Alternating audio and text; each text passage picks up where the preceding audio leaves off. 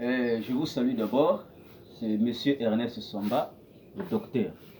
Bon, ce matin, nous allons essayer de vous expliquer pourquoi la Bible, l'origine de la Bible. En fait, la Bible, c'est quoi? Donc, tel que je viens de l'intituler ici, la Bible est un livre de coutumes et de traditions africaines. Bon, certainement, sur la terre, chacun a une opinion particulière de la Bible. Récemment, j'ai vu les gens qui déchiraient la Bible, qui étaient tellement radical, extrémistes, en disant que la Bible, c'est un livre que le blanc a inventé pour venir piller l'Afrique. Bon, certainement oui, dans un contexte donné. Mais c'est juste, il faut vous expliquer l'origine de la Bible. En fait, c'est le mot Bible qui cause d'abord problème. Parce que le récit qui sont dans la Bible a été tiré quelque part avant que le livre fondé appelé la Bible soit appelé la Bible. Puisque lorsque nous parcourons la Bible, nous avons à découvrir que la plupart des traditions, non pas la plupart, toutes les traditions, les coutumes inscrites, emboîtées dedans, n'est que pratiquées en Afrique. Donc voilà pourquoi, réfléchissons, revenons en arrière, nous comprenons que la Bible n'est que l'ensemble des coutumes, des traditions, des prophéties africaines que l'homme blanc a pris pour fabriquer un document appelé la Bible. Mais sinon, c'était écrit longtemps dans les rouleaux, ça s'est pratiqué en Afrique. Donc voilà pourquoi nous allons prendre ce même Bible pour essayer de montrer aux boudeurs, aux hommes sans instruction, qui prennent ce livre juste comme ça, pour leur montrer que la Bible est notre livre. Et que quand la Bible parle, ça ne parle qu'aux Africains. Donc on doit vite prendre le temps pour commencer par Matthieu 15, le verset 24. Quand vous allez lire ce verset, cet homme que vous appelez Jésus, qui ne s'appelait même pas Jésus, oui, qui ne s'appelait même pas Jésus, qui ne devrait même pas s'appeler Jésus, on donnera les commentaires, on expliquera. Quand il vient dans son nom originel, il va parler et dire au peuple qu'il s'adressait que je n'ai qu'été convoyé aux brebis perdues de la maison d'Israël. Bon, quand on dit Israël, ça ne s'appelait pas aussi Israël, parce que le blanc a blanchi tout, il a tout modifié, tout gaspillé. Je vais d'abord essayer de vous expliquer un peu Israël que vous dites, le Dieu d'Israël, c'est quoi d'abord même? Remarquez ici, regardez. Ils ont écrit Israël. I, A, E, L.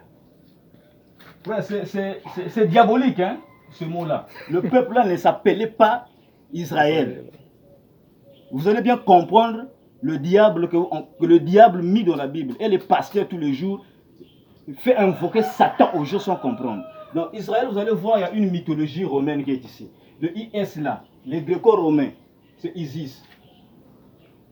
Vous connaissez vous-même qui est Isis dans la mythologie romaine. Vous allez voir le ERA là. Le RA là, c'est le Ra, ça dit que le soleil, c'est le dieu égyptien, le soleil, le Ra là. Le EL là, c'est la puissance de l'air. Dans la mythologie grecque, tout le nom terminant par EL, US comme le Jésus. C'est le nom des féminins. C'est-à-dire que les homosexuels, les PD. Voilà pourquoi aujourd'hui, la grande mère des églises, le pape, sans s'inquiéter, sans se déranger, doit officialiser le mariage gay homosexuel. C'est le christianisme, hein? L'auteur du christianisme. Voilà pourquoi ce n'est pas étonnant, puisque déjà en grec, le nom terminant par US, c'est féminin. C'est-à-dire que voilà pourquoi on voit ces pratiques sataniques, quels sont les chrétiens? Vous même être islamique, musulman, qu'être chrétien aujourd'hui. Donc, ce que vous appelez Israël, là, donc on dit, oh Dieu d'Israël, voyez là où le blanc vous a amené. Voilà pourquoi toute la terre adore Satan, même les pasteurs qui se disent grands. Il faut, les pasteurs, vérifiez bien.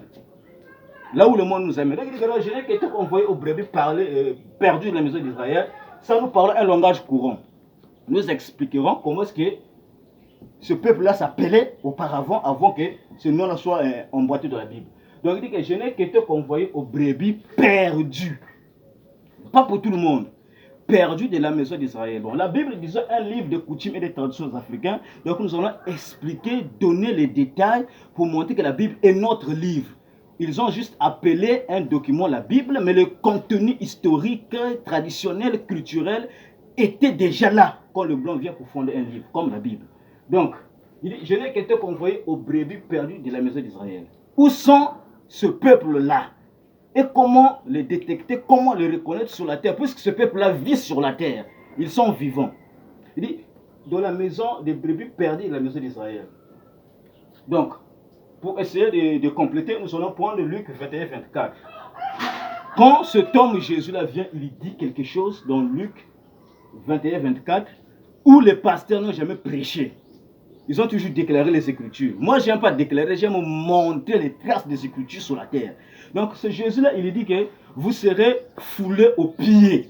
Donc, ça dit qu'un peuple étranger viendra fouler la race là aux pieds jusqu'à ce que le temps des nations soit passé. Mais il donne 3 détails là qui sont compliqués, que le monde n'enseigne pas. Il dit que vous serez dispersés et amenés en captivité. Lorsque nous voyons sur la planète Terre, il n'y a qu'un seul peuple qui est dispersé chez lui et amené en captivité. Ça, nous sommes tous conscients que c'est l'Afrique.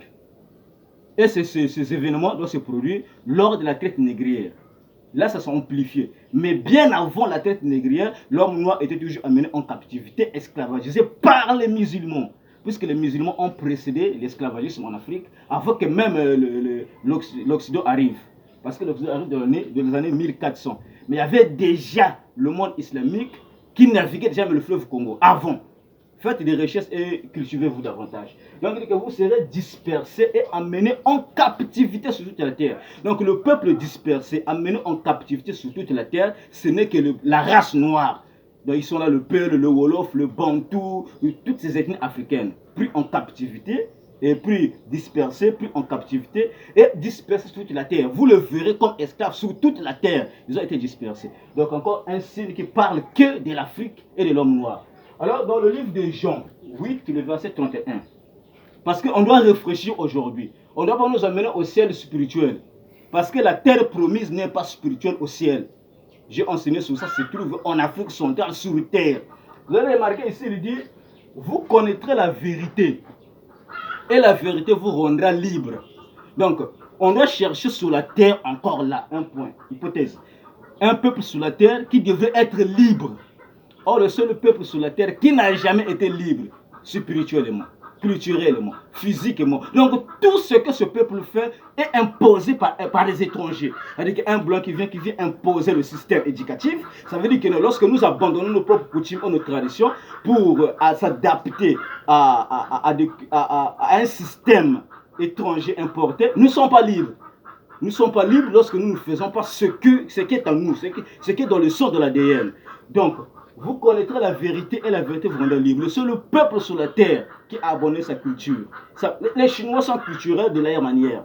Les Arabes partout. Mais le peuple africain, surtout l'Afrique noire,